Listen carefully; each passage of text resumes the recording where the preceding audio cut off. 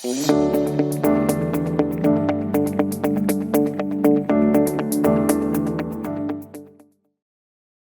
tal? ¿Qué tal? Bienvenidos, bienvenidos nuevamente a este estudio del Evangelio de Mateo. Preparados y listos para continuar allí en el capítulo 24. Ahí estamos transitando por el sermón o discurso del Monte de los Olivos. Así que abre tu Biblia en el capítulo 24 de Mateo y prepárate para seguir estudiando este texto.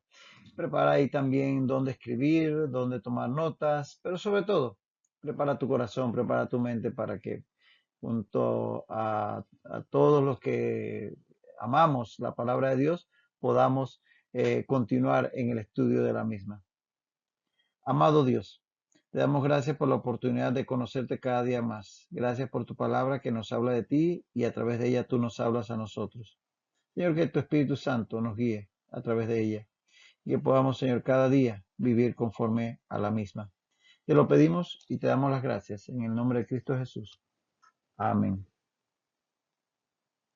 Estamos en el texto de Mateo 24, 3 al 8 que ya comenzamos a considerar en la ocasión pasada, donde comienza Jesús a responder a las preguntas que los discípulos le hacen una vez han llegado a la cima del Monte de los Olivos, habían salido de Jerusalén, y llegan a un punto donde se sientan a descansar. Y ahí vienen estas preguntas de los discípulos y Jesús va a contestarle. Preguntas que tienen que ver precisamente con eventos futuros.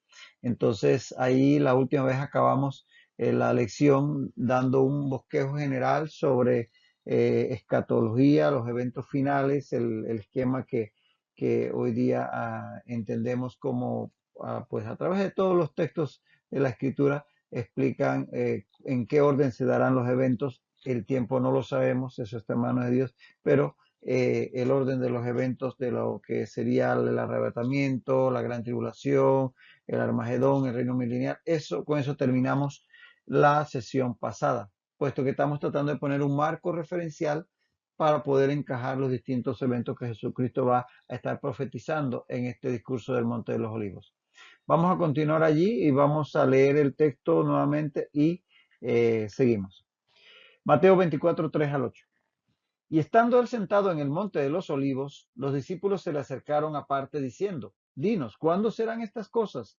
¿Y qué señal habrá de tu venida y del fin del siglo? Respondiendo Jesús les dijo, mirad que nadie os engañe, porque vendrán muchos en mi nombre diciendo, yo soy el Cristo, y a muchos se engañarán. Y oiréis de guerras y rumores de guerras. Mirad que no os turbéis, porque es necesario que todo esto acontezca, pero aún no es el fin, porque se levantará nación contra nación y reino contra reino, y habrá pestes y hambres y terremotos en diferentes lugares, y todo esto será principio de dolores. Habíamos visto en la ocasión pasada eh, el, el punto de- de vista de lo que es el esquema general de los últimos tiempos, y en esta ocasión vamos a estar comenzando por otra perspectiva profética que tenemos que tener en cuenta a la hora de ver el sermón del Monte de los Olivos, que es la profecía de la semana 70 de Daniel y en especial, sí, esa última semana. O sea, las 70 semanas de Daniel, pero en especial la semana 70. Esta profecía que ya en su momento la hemos estudiado, básicamente a pasar por encima de ella en este momento, pero para repasar algunos hechos, está en Daniel 9, 24 al 27, dice, 70 semanas están determinadas sobre tu pueblo y sobre tu santa ciudad, es decir, Jerusalén, para terminar la prevaricación y poner fin al pecado y expiar la iniquidad, para traer la justicia perdurable y sellar la visión y la profecía y ungir al santo de los santos, es decir, al Mesías. Sabe pues que y entiende que desde la salida de la orden para restaurar y edificar a Jerusalén, eso se dio en el año 5, fue el decreto de Artajerjes que está en Nehemías 2, 1 al 11, que ocurrió en el año 445 a.C.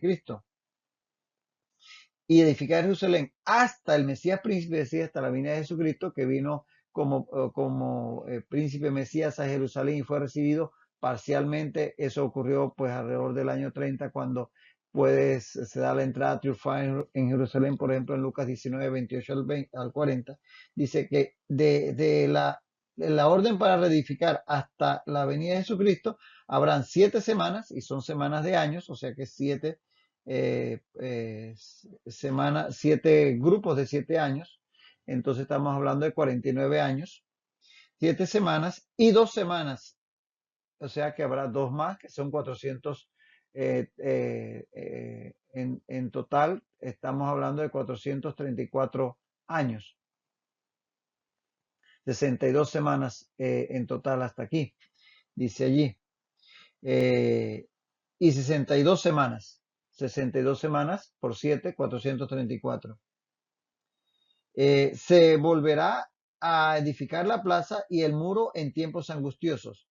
Y después de las 62 semanas se quitará la vida al Mesías. Es decir, aquí ocurrirá en el año 30 la muerte de Jesucristo en el Calvario. Y el pueblo se quitará a la vida del Mesías, más no por sí. Y el pueblo de un príncipe que ha de venir destruirá la ciudad y el santuario. Eso ocurrió en el año 70, cuando Jerusalén es destruida por el príncipe heredero al trono posteriormente de Roma, que fue el general Tito, hijo del emperador Vespasiano. Destruirá la ciudad y el santuario. Y su fin será con inundación, y hasta el fin de la guerra durarán las devastaciones. Y eso será tipo de lo que ocurrirá al final, en el tiempo de la gran tribulación, donde otro príncipe que ha de venir, ese sí, el anticristo, atacará a Jerusalén ya en el tiempo de la gran tribulación. Y dice el 27, y por otra semana, o sea, otros 7 años, y esto saltándose todo este periodo que es el periodo de la iglesia, porque aquí durante este periodo de la iglesia, el plan de Dios con el pueblo de Israel, ya eso lo hemos explicado, está en suspenso. Se reiniciará cuando la iglesia se quita en el tiempo de el arrebatamiento. Entonces queda una última semana, unos últimos 7 años, que son los 7 años de la gran tribulación. Y es a lo que se refiere el versículo 27. Y por otra semana confirmará el pacto con muchos, que ese es el pacto que hará el anticristo, ese nuevo príncipe que habrá de venir, que del cual el Tito fue tipo. Confirmará un pacto con Israel que le permitirá reconstruir su templo, dicho sea de paso. Sí, por otra semana confirmará el pacto con muchos. A la mitad de la semana, es decir, 3 años y medio, de los 7 años, 3 años y medio, dice que a la mitad de la semana hará cesar el sacrificio y la ofrenda. Después, con la muchedumbre de las abominaciones, es la abominación desoladora, con la muchedumbre de las abominaciones vendrá el desolador, hasta que venga la consumación, y lo que está determinado se derrame sobre el desolador, que eso corresponde a la segunda venida de Jesucristo al final de esos 7 años, es decir, al final de los segundos 3 años y medio. Y ahí es donde en el Armagedón se dará la derrota del anticristo y todos sus seguidores, y Jesucristo vendrá a la tierra, pondrá sus pies sobre el monte de los olivos, inaugurará entonces el reino milenial. Entonces, esta profecía de las 70 semanas de Daniel es importante tenerla en perspectiva, en el momento que estemos estudiando el sermón del Monte de los Olivos. Así que ahí te la dejo, tenla como referencia, y continuamos entonces en este tema de la profecía del Monte de los Olivos. Decir que, como ya adelantábamos en la ocasión pasada, hay diferentes enfoques sobre qué etapas del sermón del Monte de Olivo corresponde a cada elemento de la profecía escatológica de los últimos tiempos. Este esquema, por ejemplo, que es de Tim LaHaye, en su Biblia su Biblia comentada de profecía, tiene este esquema, y básicamente en él presenta la destrucción del templo en los versículos 21 al 3 del capítulo 24, que fue lo que ocurrió en el año 70 después de Cristo. Entonces, esto está según la interpretación de Tim LaHaye, en los versículos 1 al 3 del capítulo 24, es decir, estamos hablando del Sermón del Monte de los Olivos. Y aquí se inicia la era de la iglesia, que finalizará con el arrebatamiento. Ahora, según este autor, las guerras, las grandes guerras, que serían guerras de porte mundial, hambre, peste y terremoto, que aparecen en los versículos 7 al 8, serían señales de los últimos tiempos. Y que están en los versículos 7 al 8, como decíamos. Y del 9 al 14 comenzaría la tribulación.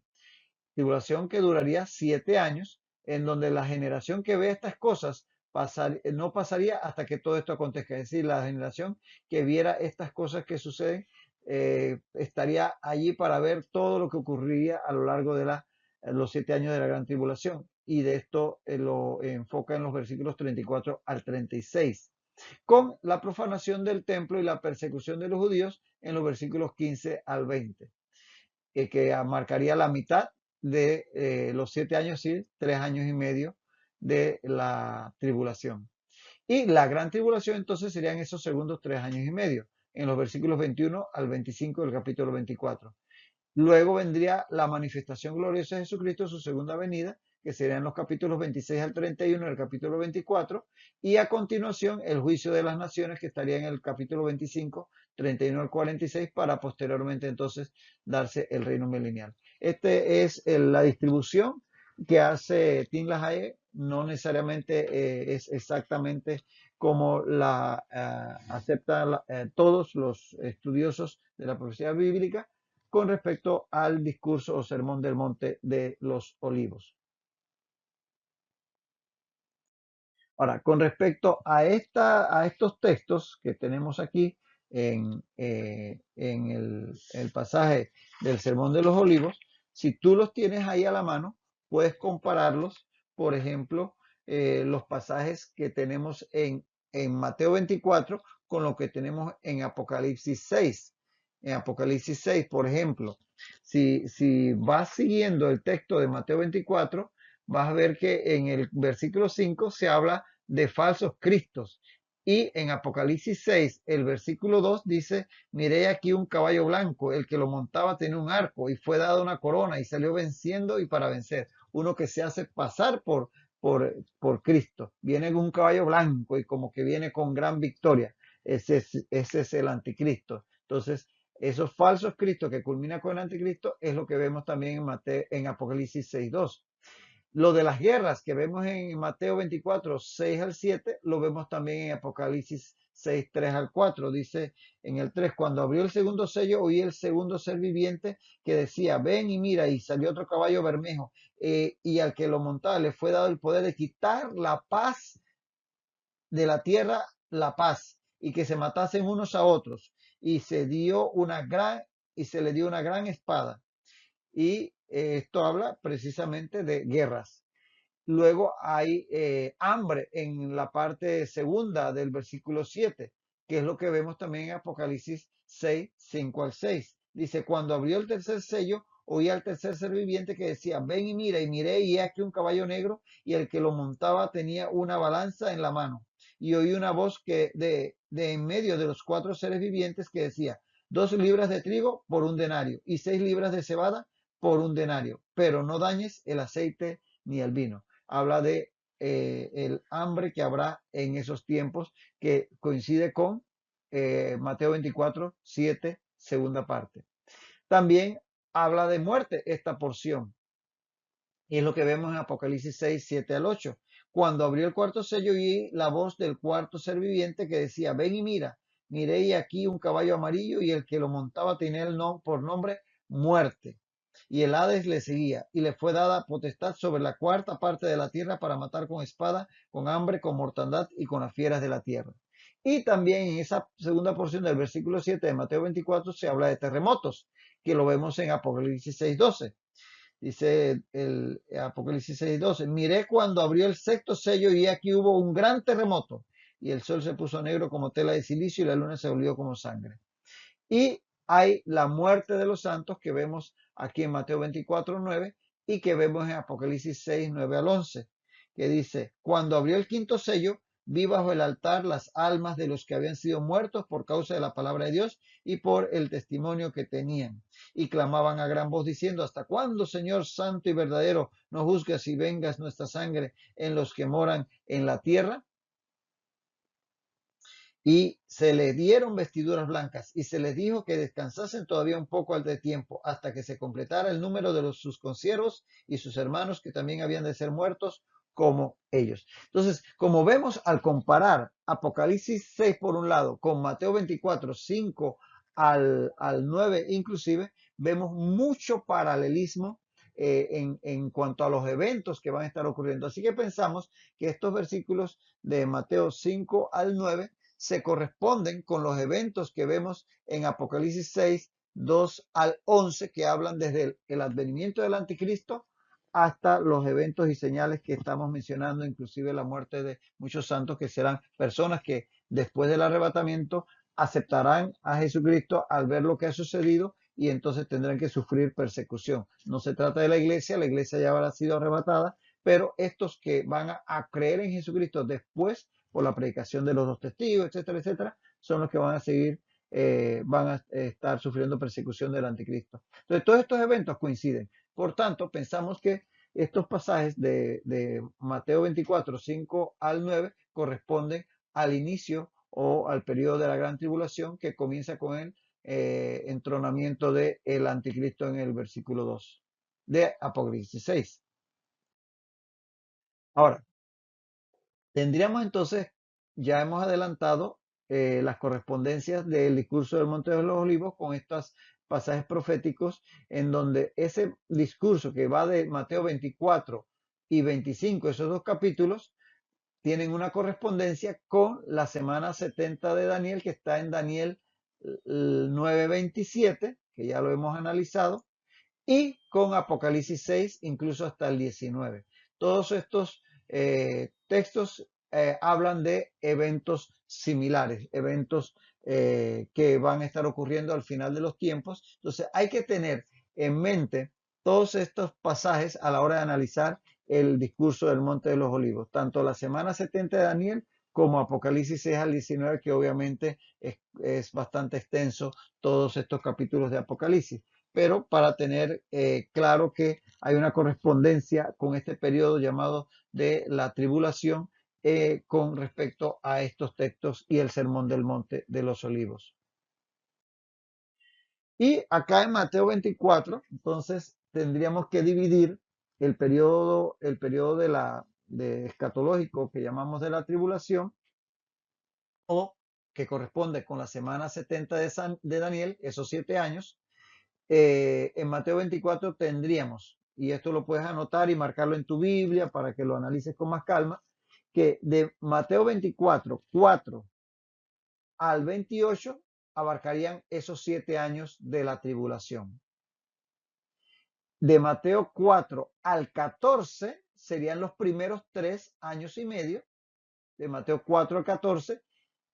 En el versículo 5 de Mateo 24, donde habla de la abominación desoladora que profetizó Daniel, se referiría a lo que habla en Daniel 7:27, la primera parte, que está ya en medio de la semana 70, es la mitad de la tribulación. Ahí finaliza los primeros 3 años y medio y comienzan los segundos 3 años y medio, que son los llamados gran tribulación, tiempo de angustia de Jacob, dice Jeremías. Es decir, esos 3 últimos años y medio donde el anticristo va a perseguir al pueblo de Israel. Acá en estos primeros años hace un pacto con ellos. Aquí rompe el pacto y entonces se desarrolla la persecución que vamos a ver en los últimos 3 años y medio, que lo vemos más gráficamente en Apocalipsis. Eso está en el versículo 5. Y en el versículo 29 se describen precisamente esas persecuciones de los últimos 3 años y medio. En el 5 tenemos la mitad, donde se rompe el pacto, el anticristo profana el templo y todo aquello, de lo cual Antíoco Epífanes fue tipo. Y luego en el versículo 20 se narran los sufrimientos del pueblo de Israel, que corresponden a los últimos 3 años y medio, la persecución de la serpiente que persigue a la mujer que dio a luz, que quiere decir al pueblo de Israel, a la nación de Israel que dio a luz al Mesías, pero que Dios va al remanente, lo va a guardar en el desierto y todo aquello. Pero en los versículos 30 al 31 de Mateo 24 vamos a tener la segunda venida de Cristo. Entonces, esta distribución, digamos así, bastante consona. No podemos decir que tenemos la última palabra, sobre todo en eventos proféticos que son muchas veces difíciles de interpretar, pero creemos aproximarnos bastante a la secuencia de los eventos de lo que va a narrar Jesucristo con respecto a los últimos tiempos. Tenlo ahí presente, puedes estudiarlo en tu Biblia y pues analizarlo con calma. Entonces dice que respondiendo Jesús les dijo, todo este marco que hemos venido dando desde la finalización de la sesión pasada y al inicio de este es para que tengamos un marco general. No es fácil analizar todos estos textos y poderlos encontrar su justo momento de aplicación, pero es bueno que tengamos por lo menos un marco referencial y te aconsejo que trates de hacer tus propias anotaciones y vayas tratando de tú tener esto bosquejado en la manera que tú lo puedas comprender mejor, porque ciertamente no es fácil y la idea es que podamos tener por lo menos una referencia a la hora de estudiar estos pasajes. Entonces continuamos, dice, respondiendo Jesús les dijo, mirad que nadie os engañe, porque vendrán muchos en mi nombre, diciendo, yo soy el Cristo, y a muchos engañarán. Jesús, fíjate un dato importante. Jesús está al describir todas estas profecías que van a tener un cumplimiento, unos más próximos como lo del año 70 con respecto a Jerusalén, otros mucho más distantes, tanto que todavía no ocurre. Utiliza un lenguaje que se llama presente profético. Esto es términos que se utilizan en escatología con respecto a la forma de hablar del profeta. Jesucristo aquí está ejerciendo su ministerio de profeta. El presente profético es un lenguaje que se caracteriza por describir hechos futuros como si estuvieran ocurriendo en el presente. Es decir, no dice, y ocurrirá y en una generación más allá, no, y verán, habla como si los que estuvieran delante de ellos, de él, estuvieran presentes en esos eventos que pueden ocurrir prácticamente dentro de 1000 años. Entonces, ese presente profético es un lenguaje característico de la profecía, que describe hechos futuros como si estuvieran ocurriendo en el presente. Ese es el término que, esa es la forma de describir la profecía que se conoce como presente profético. Y es que ciertamente esto, la profecía sabemos que el único que es capaz de conocer el futuro es Dios. Entonces toda profecía es profecía de Dios. Ni siquiera Satanás tiene capacidad de presciencia, de conocer el futuro, solo Dios. Entonces, toda profecía es profecía de Dios. Si no es de Dios, no es profecía. Entonces, se expresa desde la perspectiva de Dios, la profecía. Y para Dios todo es presente, porque Dios no tiene tiempo, Dios no tiene pasado, futuro, todo está en presente. Por eso le dijo a Moisés, yo soy, no yo seré ni yo fui, yo soy es su nombre. Y dice Hebreos, Jesucristo es el mismo ayer, hoy y por los siglos, y Jesucristo es Dios. De tal manera que Dios siempre está en tiempo presente. Por eso puede hablar en tiempo presente, aunque sea de hace 1000 años o de los próximos 1000 años. Segunda de Pedro 3:8 nos dice claramente, como ya sabemos, para con el Señor un día es como 1000 años y 1000 años como un día, porque definitivamente el tiempo no cuenta para Dios. El tiempo es creación de Dios. Dios creó la materia, el espacio y el tiempo. Y la materia sabemos que es energía, materia es intercambiable. Todo esto de las leyes de la relatividad de Einstein. Pero bueno, son tres elementos que creó Dios. La creación es trina. Energía y materia es una sola cosa, espacio y tiempo, son creación de Dios. Dios no está en medio del espacio, Dios no es parte de la materia, Dios no es parte del tiempo, Él los creó. Entonces, para Dios siempre es presente. Por eso Él puede hablar en tiempo presente a la hora de emitir su profecía. Y la primera advertencia que Jesús anuncia es en contra del engaño. Es la primera advertencia que él va a plantearle aquí a sus discípulos. Y ciertamente se habla de engañadores que son enviados por el enemigo, por Satanás, que tratarán de desviar a las personas apartándolas de Dios, apartándolas de Dios. Ese es el plan del enemigo, siempre tratar de apartarnos de Dios mediante engaños. Y ojo que engaños muy sutiles muchas veces. Así que ese es el plan del enemigo y Jesús le advierte a sus discípulos, no se dejen engañar. Y con ellos nos advierte a todos nosotros que quizás nos tocará enfrentar los últimos tiempos, no lo sabemos, o a los que vendrán después de nosotros. Entonces, esto del engaño, tenemos cuenta, Jesús le está respondiendo con respecto a los eventos finales de los tiempos, pero esto del engaño aplica para todos los tiempos, porque en todo tiempo se estará dando ese intento del enemigo de engañar. Uno de sus nombres es el engañador. pero se intensificará este espíritu de engaño al final de los tiempos, cuando un espíritu de engaño actuará especialmente en los que hayan rechazado la voz de Dios. De eso habla segunda Tesalonicenses 2, 10 al 12, donde dice, con todo engaño de iniquidad para los que se pierden, por cuanto no recibieron el amor de la verdad para ser salvos. Por eso Dios les envía un poder engañoso para que crean la mentira, a fin de que sean condenados todos los que no creyeron a la verdad, sino que se complacieron en la injusticia. Al final de los tiempos va a haber un poder mucho más fuerte de engaño. Y aquellos que hayan rechazado la oferta de salvación, la oferta de Dios de salvación en Cristo Jesús, sencillamente al haberle rechazado, entonces Dios los entregará al engaño, ya que ellos rechazaron algo de lo que habla Romanos 1 con respecto a aquellos que rechazaron conocer a Dios, a pesar de que Él se ha manifestado de tantas maneras. De eso hablamos un poquito en un par de sesiones atrás, de que detrás de ese juicio de Dios por haberle rechazado viene el juicio de la condena judicial con respecto al engaño. Ahora, hoy por hoy, aunque no sabemos qué tan cercanos, qué tan lejos estemos de esos últimos tiempos, pero es importante estar alerta ante la proliferación de engañadores hoy en día. Gente que sale por ahí diciendo cualquier locura, cualquier locura. Y ahora con las redes sociales que están ahí a la orden del día para hacernos partícipes de cualquier locura que sale por ahí, hay gente que se deja llevar de esas cosas.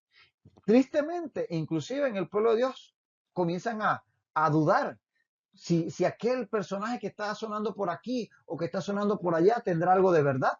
Hay mucho engaño hoy en día. Entonces tenemos que estar firmes en la palabra de Dios para no dejarnos engañar y extraviar. Y fíjate, curiosamente, aquí la palabra engañar, el verbo engañar, es la palabra, es el verbo o el término griego planesei. Planesei significa extraviar. Y curioso, porque precisamente el engaño te lleva a extraviarte de la verdad, del camino de Dios. Cuando alguien te engaña y te dice no es por aquí, es por acá y tú le haces caso, te extravías. Por eso extraviar, planeseis, es la palabra correcta para lo que Jesús advierte aquí a sus discípulos. Curiosamente, planeseis, de ahí viene planeta, porque los antiguos que pensaban que la tierra estaba fija y lo que veían en el cielo, las estrellas y los planetas, giraban alrededor de la Tierra, veían que las estrellas estaban fijas, porque estaban tan lejos, pero los planetas, Venus, Marte, Júpiter, inclusive que lo podían ver, los que analizaban los cielos, veían que de repente, porque ustedes saben, la Tierra se mueve en órbita alrededor del Sol y a la vez Venus se está moviendo. En un momento dado, en su movimiento, de repente, desde la Tierra pareciera que Venus va para acá y de repente viene para atrás. Entonces decía que vagaba, que se extraviaban los planetas. Por eso le llamaron planetas a estos cuerpos celestes como Venus, Mercurio, Marte, Júpiter, incluso Saturno, que son los que se pueden ver en algún momento de forma natural, sin uso de telescopio. Y los antiguos los estudiaban los astrólogos o astrónomos, como se pudiera llamar según lo que practicaran. Y esto llevó a llamarlos planetas porque vagaban. Para ellos en el cielo, estas esferas celestes vagaban, como vaga cualquiera que se extravía detrás del engaño. No seamos de esos que andamos de aquí para allá, de allá para acá. Tengamos firme nuestro camino, que es la palabra de Dios. Entonces, aquí la palabra planeseis, el verbo planeseis, la palabra engañar está en voz pasiva que implica que ese alguien, ese nadie que es engañado, proactivamente les tratará de engañar o así de extraviar. Esa persona que los va a tratar de engañar lo hará proactivamente. Diferente a Mateo 18:12, donde está en voz media, donde habla que la oveja se descarría, es decir, que es la oveja la que se extravía ella sola. ¿Por qué? Pues se pierde al dejar de oír la voz del pastor. Acá es alguien que te engaña. Entonces, mucho cuidado con los engañadores que han salido por el mundo y están tratando de desviarnos de la verdad. Para eso precisamente es que tenemos que estar firmes en la verdad. De tal manera que no seamos extraviados de la misma. Bueno, como el tiempo ya se nos termina, vamos a quedarnos aquí por hoy. Vamos a continuar en este punto, en este texto en la ocasión próxima. Así que te invito a que te mantengas ahí conectado y hasta entonces que el Señor siga bendiciendo tu vida rica y abundantemente.